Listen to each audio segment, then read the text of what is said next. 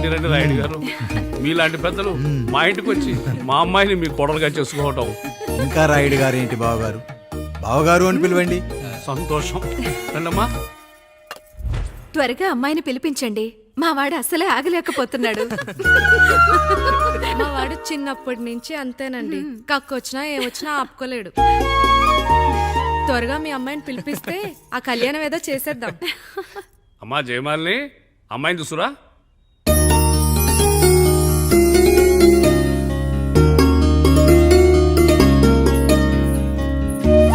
కూర్చోమ్మా.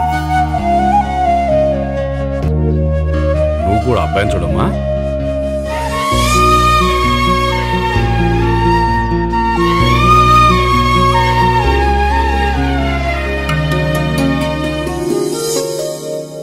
మా అమ్మాయి అని చెప్పుకోవడం కాదు కానీ అసలు ఈ కాలపిల్ల కాదు బావగారు. రాత్రంతా బయట తిరిగినా కోడి కుయ్యకు ముందు ఇంటికి వచ్చేస్తుందండి. మళ్ళా ఊరంతా నిద్రలేగిస్తే తప్పుగా అనుకుంటారు కదా. తను తిరిగే స్నేహితుల్లో పచ్చి తాగుబోతులు తిరుగుబోతులు ఉన్నారు, కానీ ఆ విషయాన్ని తన మనసులోనే పెట్టుకుంటుంది. కానీ స్నేహితుల గురించి ఎప్పుడూ చెడుగా చెప్పింది లేదు బావగారు. దీని చిన్నప్పుడే నా భార్య కారు డ్రైవర్తో కలిసి పక్క సందులోనే కూరగాయల మార్కెట్కి వెళ్ళి తప్పిపోయారు. అప్పటి నుంచి ఎంత వెతికించినా మా డ్రైవరు కనపడలేదు, నా భార్య దొరకలేదు.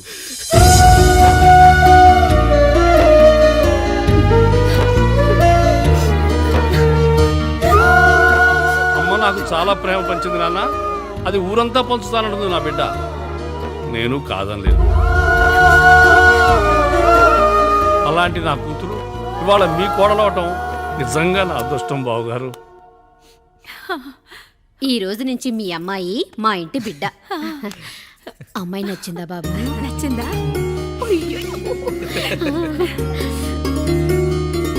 వాడికేం తెలుసు అన్నయ్య గారు, చిన్న పిల్లాడు. ఇప్పటికీ ఆకుని చెవులో పువ్వుని నోట్లో పెట్టుకొని తిరుగుతూ ఉంటాడు.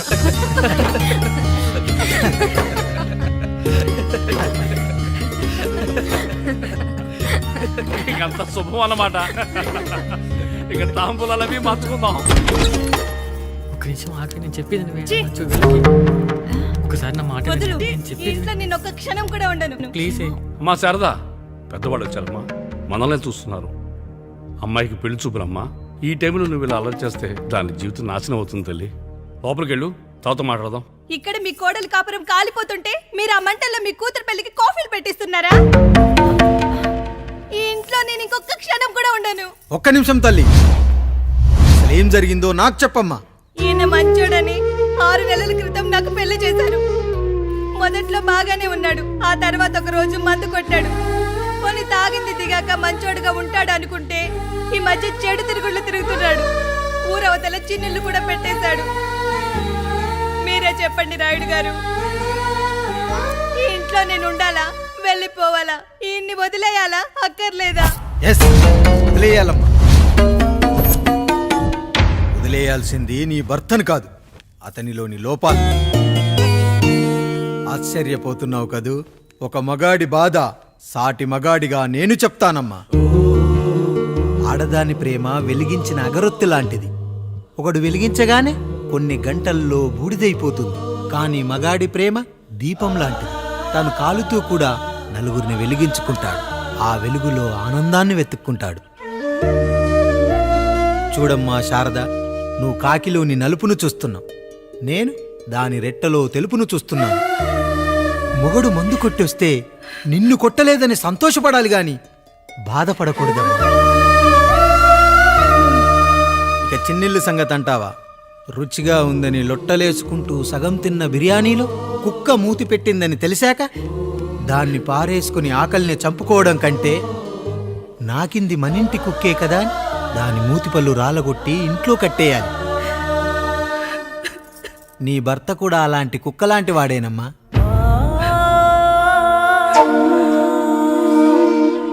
ఆడదానికి వయసొచ్చాక 3 ముళ్ళేసుకొని 90 ఏళ్ల జీవితం గురించి కలలు కంటుంది. అదే మగాడు 3 ముక్కలాడి 90 ml మందేయాలని కలలు కంటాడు. హౌస్లోనికి హౌస్ కీపింగ్కి తేడా తెలియని అమాయకపు జాతి అమ్మా మా మగజాతి. పండగ పూట తినే పాయసం రుచి గురించి మీకు తెలిసి ఉండొచ్చు, కానీ గరళం కంటే చేదుగా ఉన్న బ్రాందీని కక్కలేక మింగలేక తాగే ఆ బాధ ఒక్క మగాళ్లకు మాత్రమే తెలుస్తుంది. కష్టాల్లో ఓదార్చిన మందును సుఖాల్లో మర్చిపోకూడదని తాగడమే కాని మాకు మాత్రం తాగాలని ఆశుంటుందా తల్లి? చివరిగా ఒక్క మాట, కష్టాలు పొంగల్లో మిరియాల్లా మనకే వస్తాయి, కానీ సంతోషాలు ఉప్మాలో జీడిపప్పులా పక్కనోడుతూ ఉంటాయి. ఎదుటివాడి ఉప్మాలో కూడా పనికిరాని కరివేపాకుంటుందని సర్దుకుపోవడమే జీవితమమ్మా. రాయుడు గారు, నన్ను క్షమించండి. రాయుడు గారు, నన్ను క్షమించండి. నా తప్పు నేను తెలుసుకున్నాను. ఈ రోజు నా ఇద్దరి బిడ్డల జీవితాన్ని కాపాడారు రాయుడు గారు. ఈ శుభ కార్యక్రమాన్ని కూడా మీరే జరిపించండి. తప్పకుండా.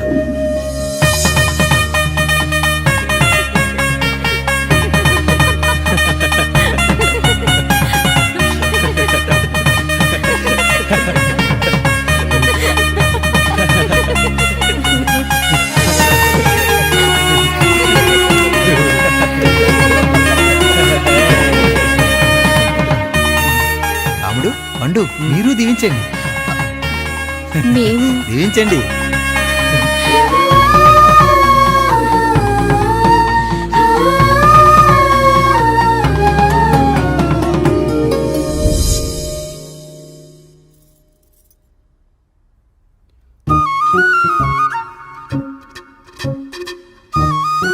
తింటారా?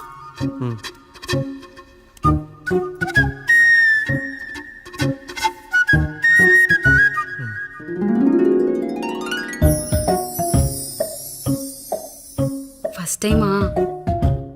అవును, మీకెలా తెలిసిపోయిందండి? అంటే మా బామ్మ చెప్పింది. శోభనం గదిలో అనుభవం ఉన్న మగాడైతే మామిడి పండు పిసుక్కొని తింటాడు, అదే లేనివాడైతే మీలా ఇలా అరటిపండు ఓపిగ్గా ఒలుచుకొని తింటాడు అని.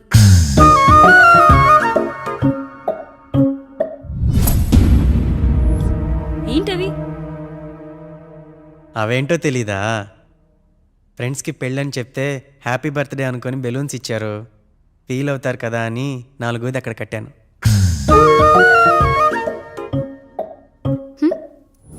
ఈ అన్నీ వచ్చాడు. పిల్లల గదిలోకి వెళ్ళారా? వెళ్ళారండి. మీరెంత ఏంటి ఇంత రాత్రైనా ఇంకా పడుకోలేదా? మీరు లేనిది ఎప్పుడైనా పడుకున్నామా అన్నయ్య? అందరం కలిసే కదా పడుకునేది మావయ్య. సరే సరే, అందరం పెద్దోడి గదిలో పడుకుందాం. ఈ రోజు వాడి శోభనం కదా, అసలే కొత్త. పక్కనుంటే ధైర్యంగా ఉంటుంది, పక్క నుండి దగ్గరుండి జరిపిద్దాం. పదండి.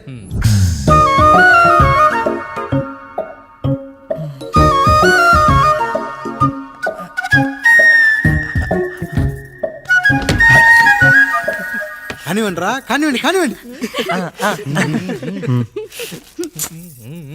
మీరేంటి మావయ్య ఇక్కడ పడుకుంటున్నారు? అదేంటమ్మా పెద్దోడా, చెప్పలేదా? మేమంతా కలిసే పడుకుంటామమ్మా, నువ్వు మాతో పాటే. అవును భార్గవి. మీరు ఊరుకోండి, మీరు ఇక్కడ పడుకోవడం నాకు ఇష్టం లేదు మావయ్య.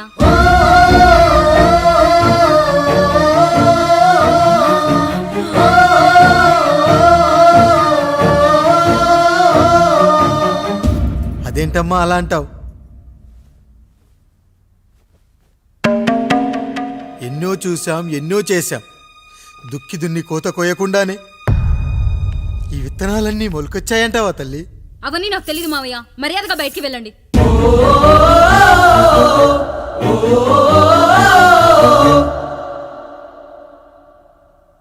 కనీసం ఆ మూలనైనా పడుకుంటామమ్మా. నువ్వైనా చెప్పరా పెద్దోడా? అంటే తను ఇబ్బంది పడుతుంది కదా నాన్న.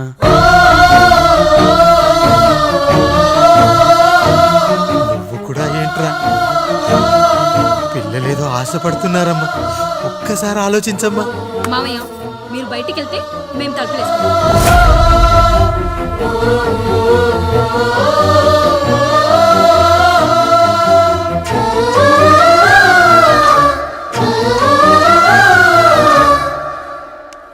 వేసుకోండి అమ్మా, వేసుకోండి, తలుపులు వేసుకోండి.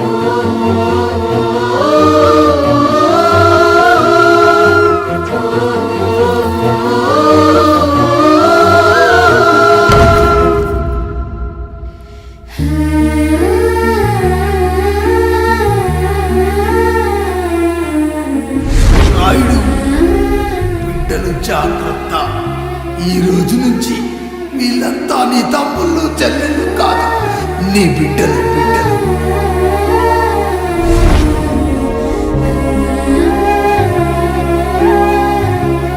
జానకి, ఏమండి సావిత్రి, ఏమండి లక్ష్మి, ఏమండి మన గదిలోకి పదండి.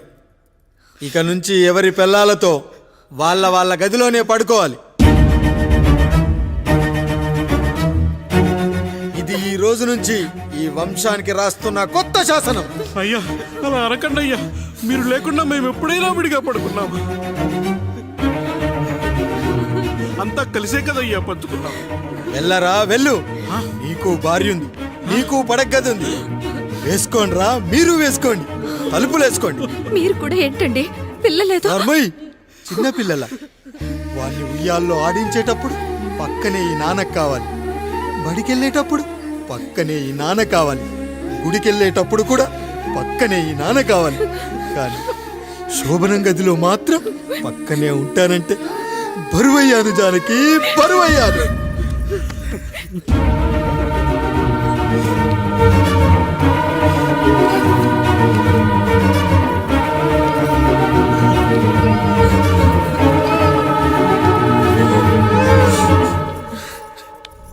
ఏంటండి ఇంకా అదే ఆలోచిస్తున్నారా?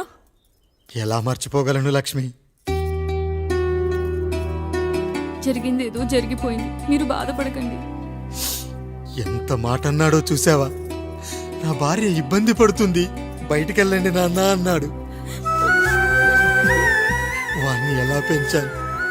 చదువుకుంటే పై చదువులకు వాడు వేరే ఊరు వెళ్లాల్సి వస్తుందని చదివే మాన్పించేశాను. జ్వరం వస్తే ఆ మాత్రలు చేదుగా ఉంటాయని నేనే మింగాను. నోరు తెరిచి అమ్మ కావాలన్నప్పుడల్లా ఎంతమంది అమ్మల్ని ఇచ్చాను. నాన్న అన్న ప్రతిసారి నాన్నల్ని ఇవ్వలేకపోయానని వాడికి నా మీద కోపమో ఏమో జానకి. నిజమేనండి, మనమంతా ఇలా లేమే. మన కుటుంబానికి దిష్టి తగిలింది. మా నాన్న మరణంతో ఆస్తిపోయి తమ్ముళ్ళతో నడి రోడ్డున పడ్డప్పుడు ఇలాంటి కష్టాన్ని మొదటిసారి అనుభవించాను.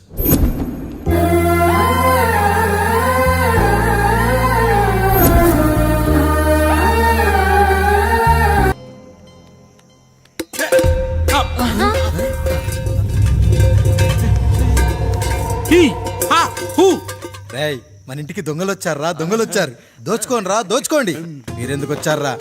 చీపురెందుకు మావయ్య, ఈ కత్తి తీసుకోండి. ఏమయ్యా, మా ఇంటికి రావా? మా ఇంటికి ఎప్పుడొస్తావు?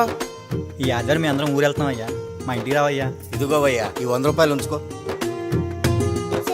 తీసుకో తాతయ్య.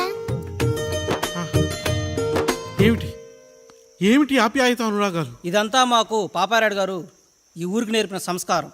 మా ఊరికి ఎవరైనా వస్తే ఒట్టి చేతులతో పంపం. ఈ ఊరికి ఏదైనా రోగం వస్తే 4 చావులు ఇస్తాం. దొంగలు వస్తే దోచుకోవడానికి 4 ఇల్లు ఇస్తాం. అయ్యా, పేదరికంలో ఉన్న తల్లిదండ్రుల పిల్లల్ని పార్కుల నుండి, స్కూళ్ళ నుండి తీసుకెళ్లి బిస్కెట్లు, చాక్లెట్లు కొనిపెట్టి డబ్బుండి పిల్లలు లేని దుబాయ్ షేకులకు ఇస్తుంటే నన్ను కిడ్నాపర్ అని జైల్లో పెట్టారు. 300 రూపాయలు పెట్టి కొన్న కత్తిని అది పనికొస్తుందో లేదో అని ఒక నగల వ్యాపారి కడుపులో పరీక్షిస్తే నన్ను హంతకుడు అన్నారయ్యా. మీరే ఈ కాముడిని అర్థం చేసుకున్నారు.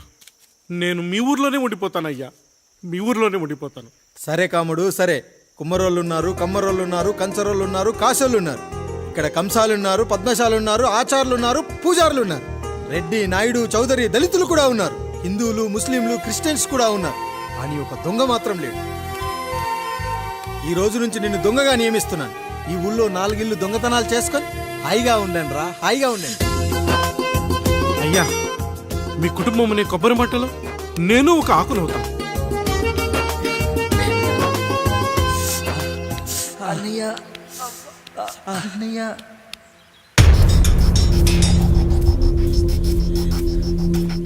అయ్యా, ఏంట్రా రోడ్డు మీద కాలు కాలుతున్నా సరే తమ్ముళ్ళు చెప్పులు లేక నడుస్తున్నారయ్యా, చెప్పులు లేక నడుస్తున్నారయ్యా.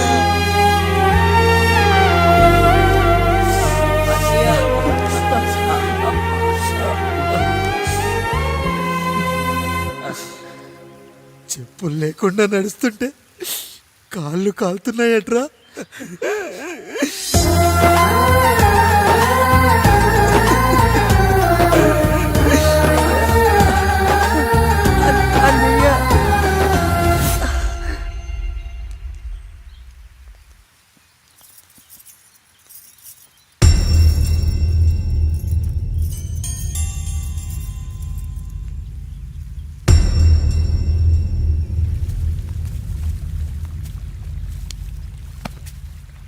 ఏరా కాముడు, అయ్యా బాధపడుతున్నావా? పెళ్ళేమైనా చేయమంటావా? వద్దులేండి అయ్యా, నాకు ఇది ఉందిగా చాలు, దీంతో నేను ఎలాగోలా సరిపెట్టుకుంటాను. దీనితో పాటు జీవితంలో నీకు ఓ తోడు కావాలి. రే గంటోడా, అయ్యా ఇక నుంచి కష్టాల్లో సుఖాల్లో వీడికి అన్నీ నువ్వేరా. మీరు శాసించాక నేను వేరే ఏదైనా ఆశించగలనా పెద్దయ్యా?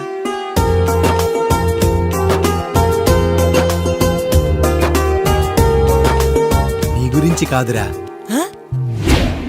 మీ అక్కది చాలా గొప్ప మంచి మనసని విన్నాను. ఈ కాముడికి ఆ రాముడి గుళ్ళో పెళ్లి చెయ్యి. అయ్యా దాన్ని పెళ్లి చేసుకుంటే దాని భర్త చనిపోతాడని జాతకంలో ఉందయ్యా.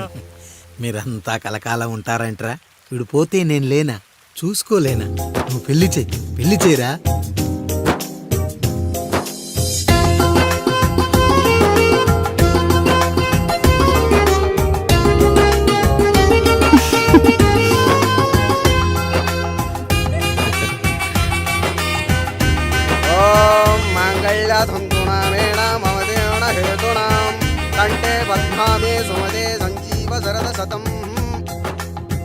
అయ్యా ఏంట్రా?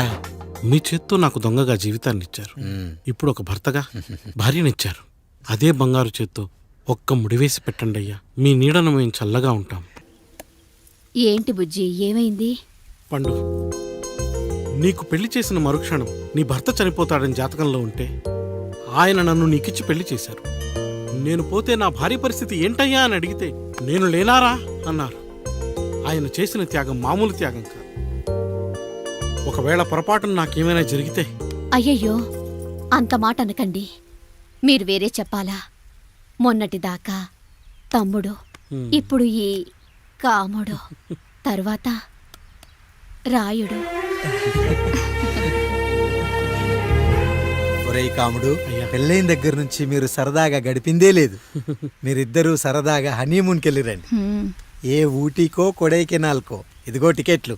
అయ్యా మీరు దేవుడయ్యా. ఇక్కడ పనులాగకుండా నువ్వు ముందుగా వెళ్ళిరా. నువ్వు తిరిగి వచ్చిన తర్వాత పండు వెళ్తుందిరా. అయ్యా, ఒక పని మనిషిని మీరు ఇంతగా ఆదరిస్తున్నారయ్యా. నువ్వు పని మనిషి ఏంటి పండు? నీలాంటి స్త్రీమూర్తిని ప్రతి మగాడు అమ్మలా చూసుకోవాలి. ఇక నుంచి నా బిడ్డలు నిన్ను అమ్మా అని పిలుస్తారు, అమ్మలా చూసుకుంటారు.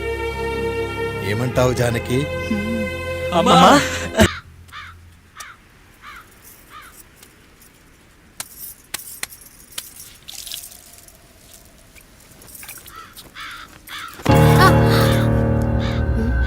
ఏంటి, నువ్వు చూసుకోలేవా? అయ్యో చూసుకోలేదండి, ఈసారి ఖచ్చితంగా చూసుకొని గుర్తాను. మీరు వెళ్ళండి.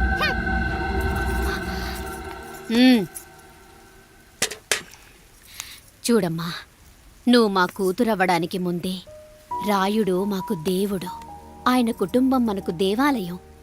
వాళ్ళు కొట్టినా తిట్టినా మనం అరవకూడదమ్మా.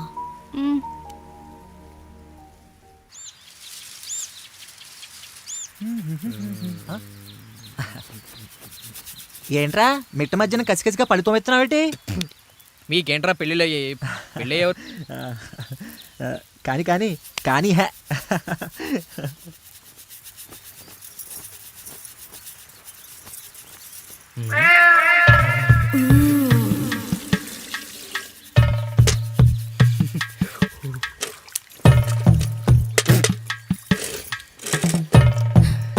ఏంటండి? నీళ్ళు కావాలి.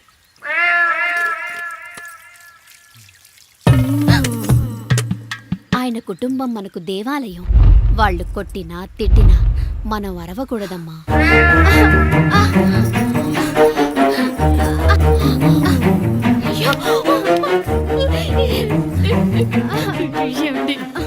ఏదో ఒకటి చెయ్యండి మీరు. వద్దు పండు వద్దు. పెద్ద ఆయన దగ్గర మాటొస్తుంది. నేను చూడలేదు.